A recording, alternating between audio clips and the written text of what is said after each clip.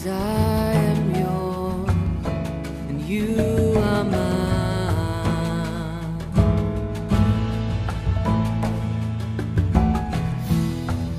'Cause I am yours and you are mine. You are mine.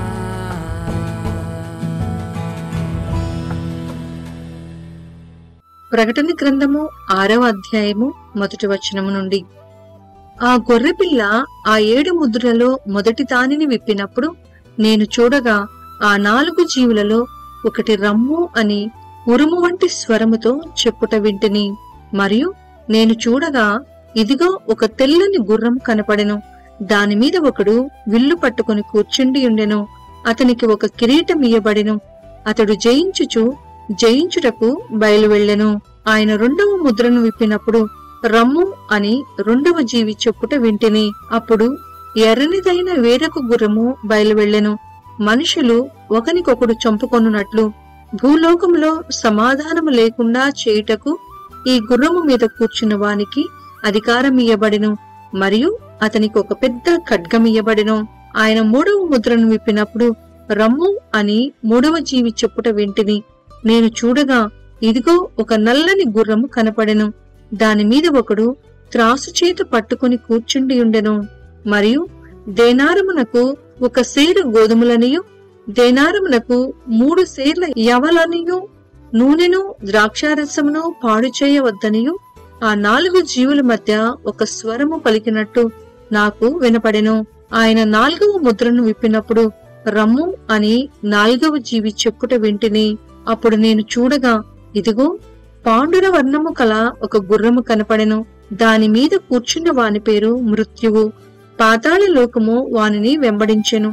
ఖడ్గము వలనను కరువు వలనను మరణము వలనను భూమిలో నుండు క్రూర మృగముల వలనను భూనివాసులను చంపుటకు భూమి యొక్క 4వ భాగము పైన అధికారము వానికి ఇయ్యబడెను.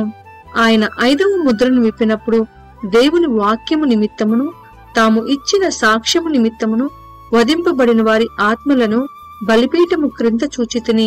వారు నాథా, సత్యస్వరూపి, పరిశుద్ధుడా, ఎందాక తీర్పు తీర్చకయు మా రక్తము నిమిత్తము భూనివాసులకు ప్రతిదండన చేయకయు ఉందువని బిగ్గరగా కేకలు వేసిరి. తెల్లని వస్త్రము వారిలో ప్రతివానికి ఇయ్యబడెను. మరియు వారి వలనే చంపబడబో వారి సహదాసుల యొక్కయు సహోదరుల యొక్కయు లెక్క పూర్తి అగు వరకు ఇంకా కొంచెము కాలము విశ్రమింపవలనని వారితో చెప్పబడెను. ఆయన 6వ ముద్రను విప్పినప్పుడు నేను చూడగా పెద్ద భూకంపము కలిగెను. సూర్యుడు కంబళి వలె నలుపాయెను. చంద్రబింబమంతయు రక్తవర్ణమాయెను. పెద్ద గాలి చేత ఊగులాడు అంజూరపు చెట్టు నుండి అకాలపు కాయలు రాలినట్టు ఆకాశ నక్షత్రములు భూమి మీద రాలెను. మరియు ఆకాశ మండలము చుట్టబడిన గ్రంథము వలనై తొలగిపోయెను.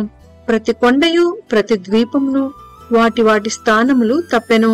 భూరాజులను ఘనులను సహస్రాధిపతులను ధనికులను బలిష్ఠులను ప్రతి దాసుడును ప్రతి స్వతంత్రుడును కొండ గుహలలోను బండల సందులలోను దాగుకొని సింహాసనాసీనుడైయున్న వాని యొక్కయు గొర్రెపిల్ల యొక్కయు ఉగ్రత మహాదినము వచ్చెను. దానికి తాళజాలిన వాడెవడు? మీరు మా మీద పడి ఆయన సన్నిధికిని గొర్రెపిల్ల ఉగ్రతకును మమ్మను మరుగు చేయుడి అని పర్వతములతోనూ బండలతోనూ చెప్పుచున్నారు. ప్రకటన గ్రంథము 7వ అధ్యాయము మొదటి వచనం నుండి. అటు తరువాత భూమి యొక్క 4 దిక్కులలో 4 దేవదూతలు నిలిచి ఉండి భూమి మీదనైనను సముద్రము మీదనైనను ఏ చెట్టు మీదనైనను గాలి వీచకుండునట్లు భూమి యొక్క 4 దిక్కుల వాయువులను పట్టుకుని ఉండగా చూచితిని. మరియు సజీవుడగు దేవుని ముద్రగల వేరొక దూత సూర్యోదయ దిశ నుండి పైకి వచ్చుట చూచితిని. భూమికిని సముద్రమునకును హాని కలుగు చేయుటకై అధికారము పొందిన ఆ 4 దూతలతో ఈ దూత మేము మా దేవుని దాసులను వారి నొసళ్ల యందు ముద్రించు వరకు భూమికైనను సముద్రములకైనను చెట్లకైనను హాని చేయవద్దని బిగ్గరగా చెప్పెను. మరియు ముద్రింపబడిన వారి లెక్క చెప్పగా వింటిని. ఇజ్రాయేలీల గోత్రములన్నిటిలో ముద్రింపబడిన వారు 1,44,000 మంది. యూదా గోత్రములో ముద్రింపబడిన వారు 12,000 మంది. రూబేను గోత్రములో 12,000 మంది. గాదు గోత్రములో 12,000 మంది. ఆషేరు గోత్రములో 12,000 మంది. నఫ్తాలి గోత్రములో 12,000 మంది. మనష్షే గోత్రములో 12,000 మంది. షిమ్యోను గోత్రములో 12,000 మంది. లేవీ గోత్రములో 12,000 మంది. ఇస్సాకారు గోత్రములో 12,000 మంది. జబులూను గోత్రములో 12,000 మంది. యేసోకు గోత్రములో 12,000 మంది. బెన్యామీను గోత్రములో 12,000 మంది ముద్రింపబడిరి.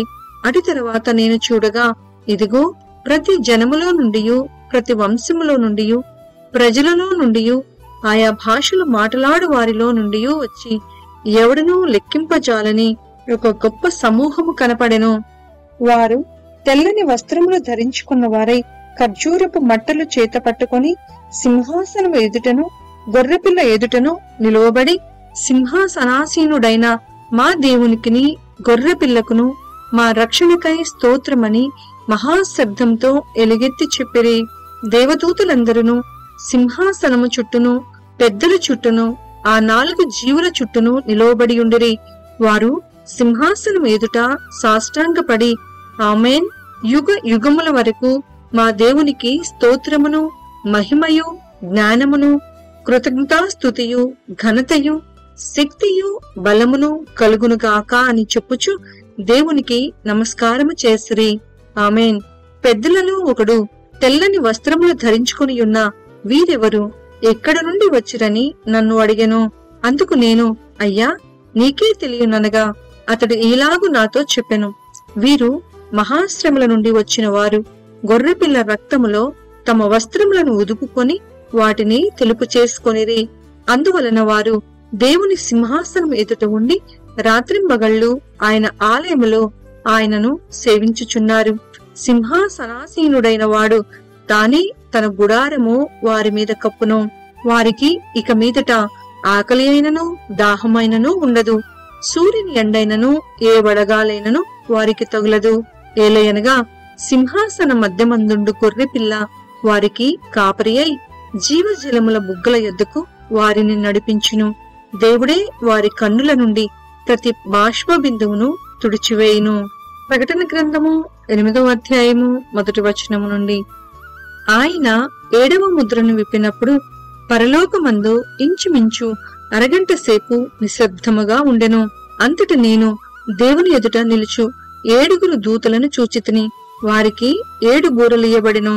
మరియు సువర్ణ ధూపార్తి చేత పట్టుకునియున్న వేరొక దూత వచ్చి బలిపీఠము ఎదుట నిలువగా, సింహాసనం ఎదుట ఉన్న సువర్ణ బలిపీఠము పైన పరిశుద్ధులందరి ప్రార్థనలతో కలుపుటకై అతనికి బహు ధూప ద్రవ్యములు ఇయ్యబడెను. అప్పుడా ధూప ద్రవ్యముల పొగ పరిశుద్ధుల ప్రార్థనలతో కలిసి దూత చేతిలో నుండి పైకి లేచి దేవుని సన్నిధిని చేరెను. ఆ దూత ధూపార్తిని తీసుకొని బలిపీఠము పైనున్న నిప్పులతో దానిని నింపి భూమి మీద పడవేయగా ఉరుములు, ధ్వనులు, మెరుపులు, భూకంపమును కలిగెను. అంతట 7 కూరలు పట్టుకుని ఉన్న ఆ 7 దూతలు ఊదుటకు సిద్ధపడిరి.